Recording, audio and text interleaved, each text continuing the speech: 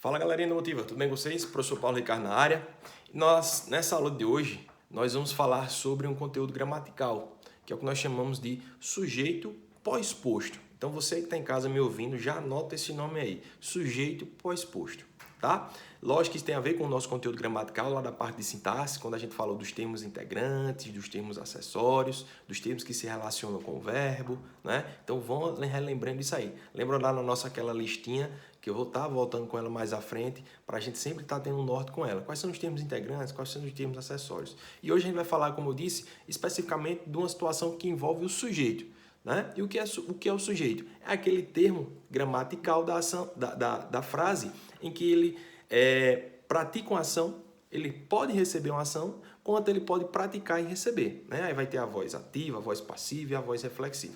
E hoje a gente vai falar do sujeito pós-posto.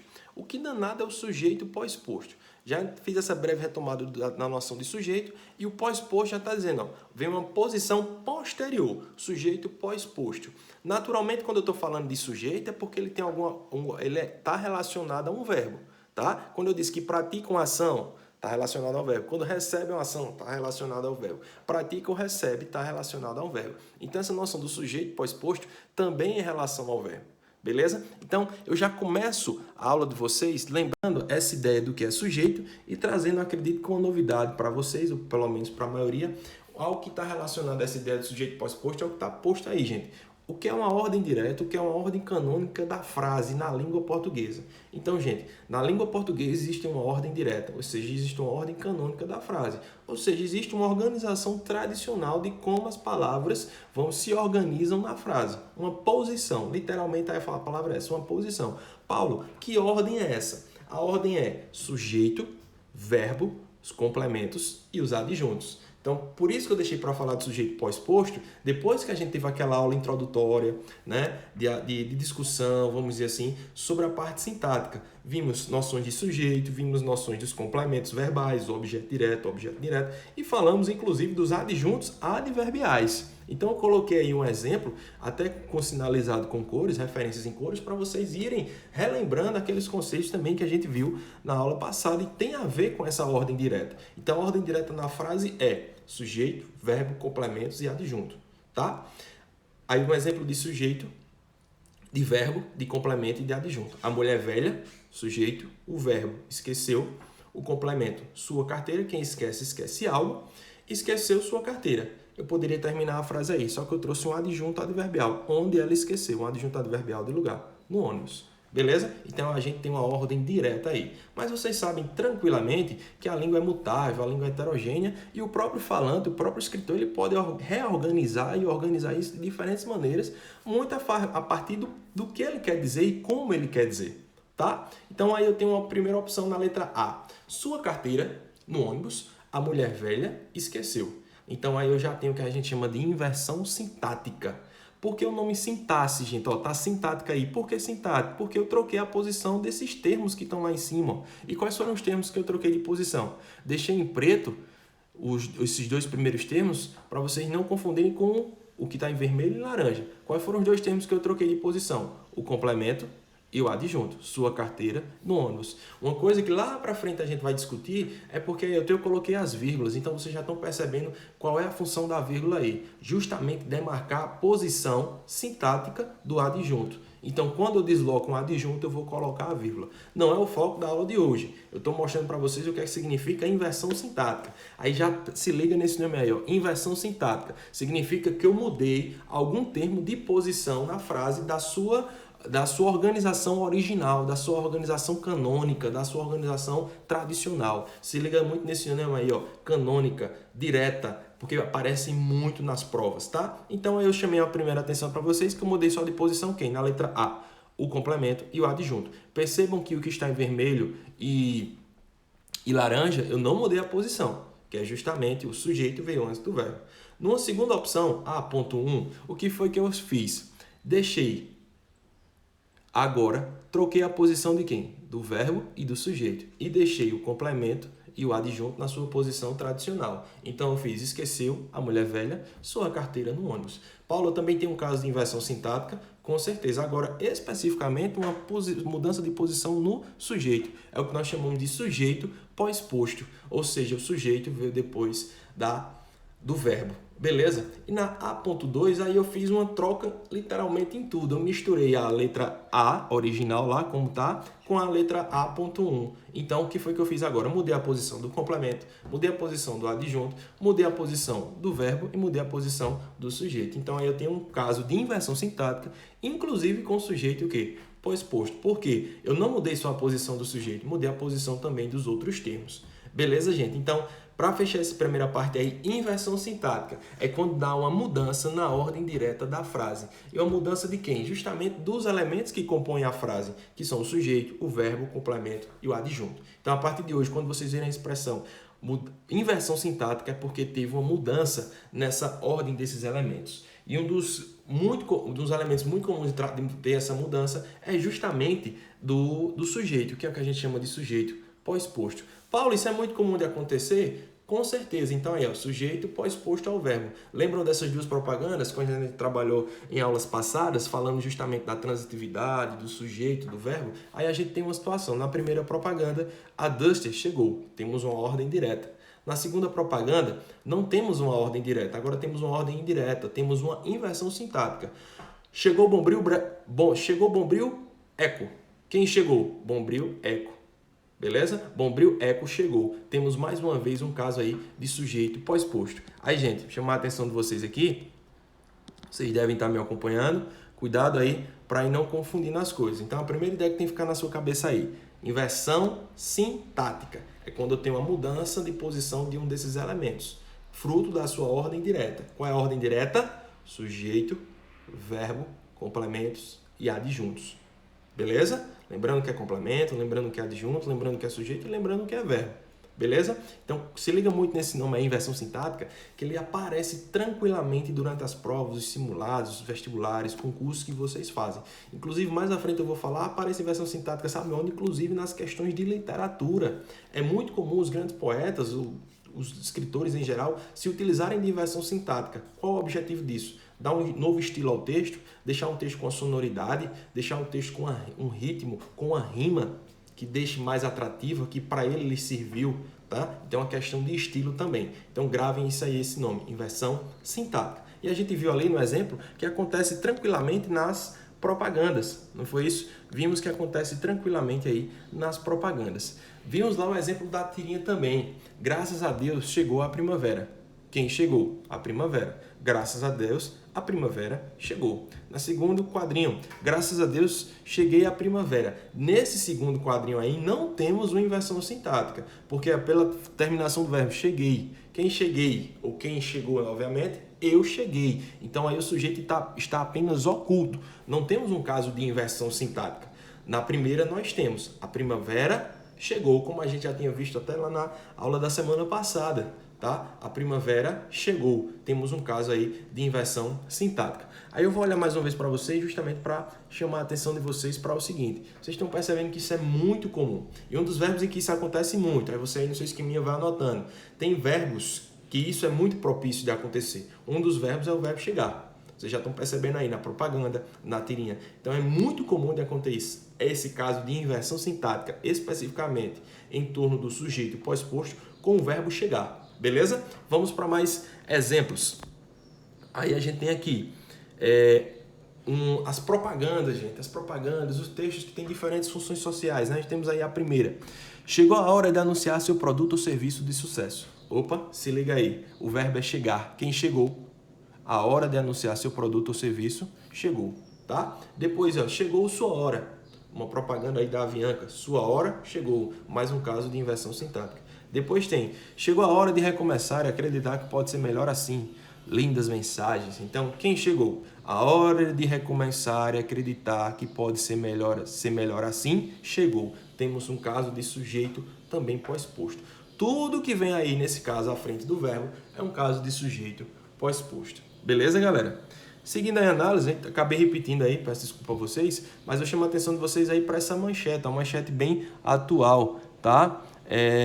Dia 26 de abril. Diz assim, Rivaldo diz que chegou a hora do Barcelona negociar Dembélé. Então temos o verbo chegar aí. Temos outro verbo aí.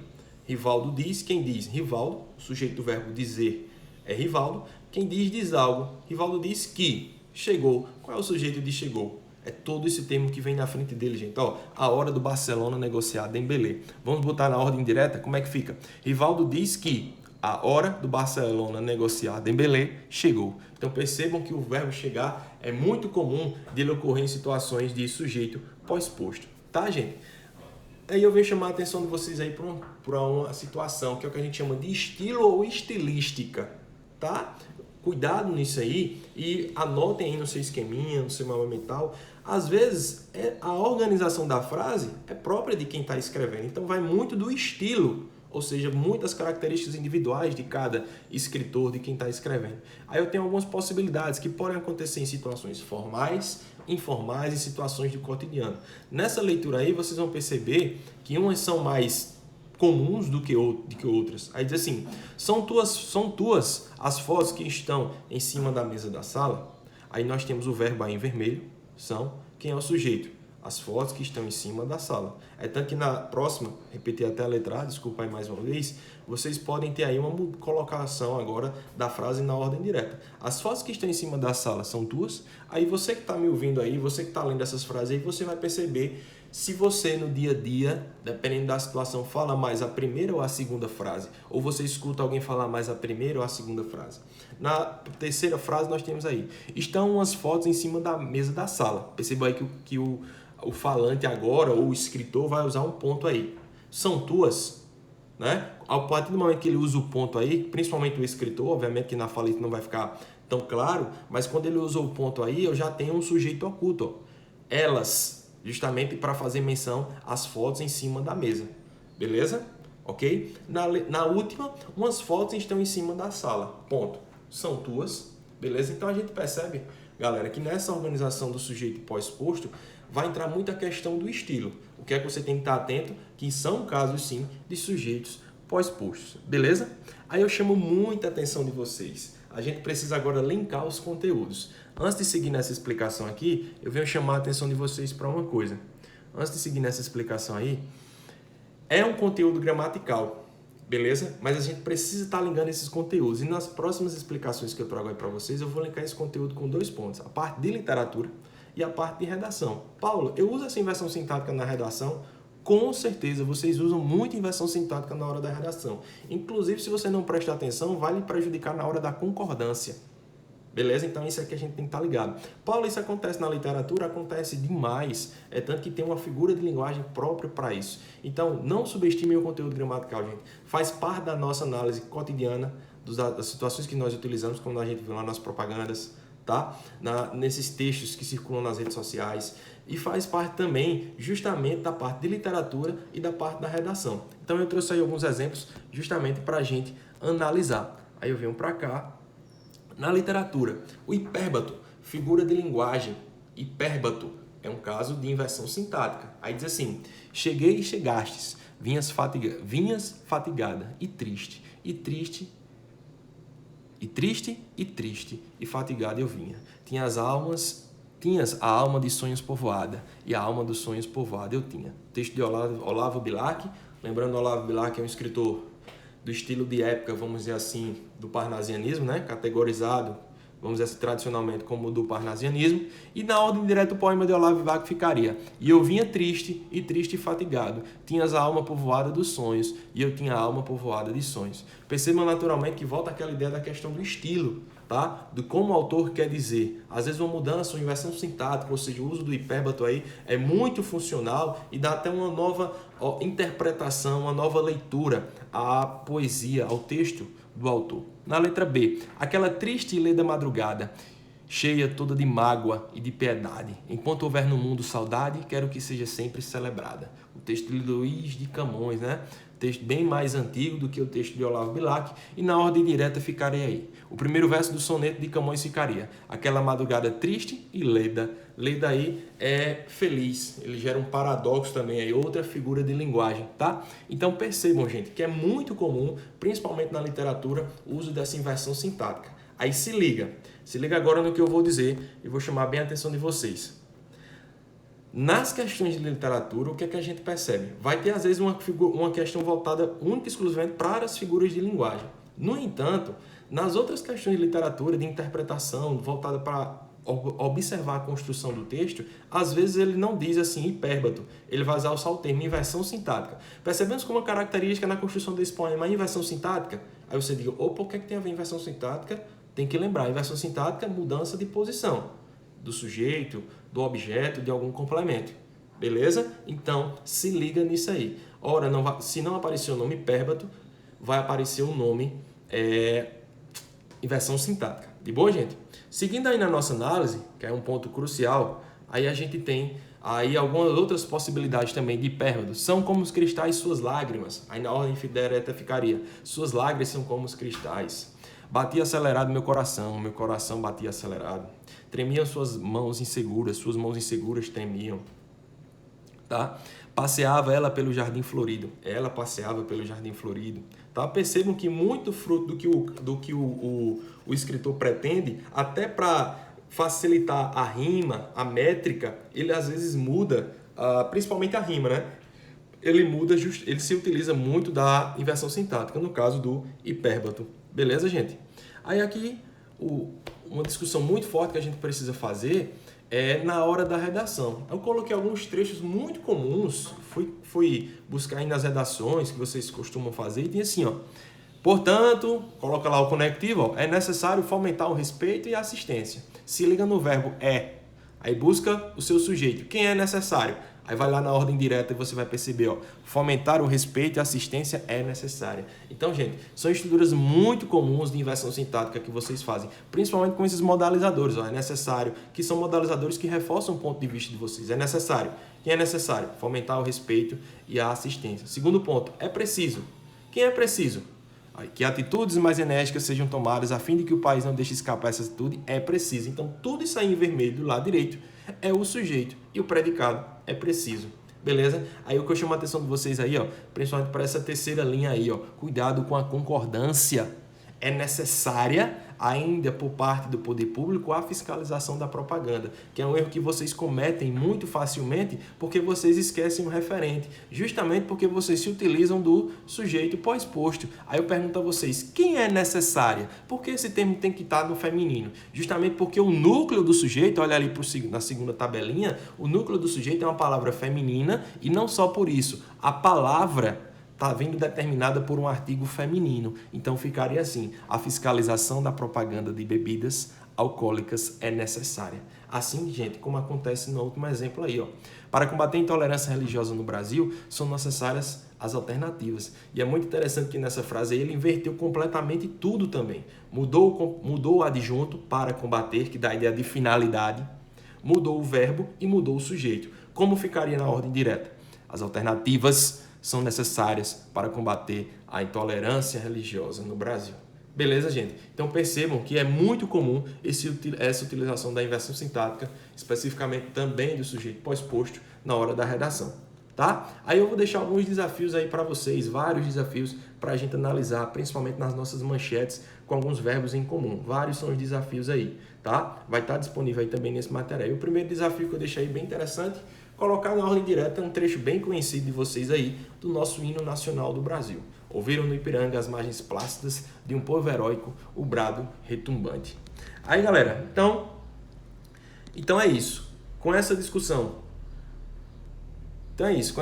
percebam que é uma discussão muito proveitosa. Naturalmente, se for necessário, a gente vai estar retomando isso nas aulas que vem. Então, percebam que a inversão sintática é muito comum nos vários textos que circundam o nosso cotidiano, desde os textos formais aos textos informais e principalmente nas questões que serão cobradas de vocês na hora da prova, na hora do simulado e no tão famoso Enem. Beleza? Valeu aí, obrigado e até a próxima. Abraço!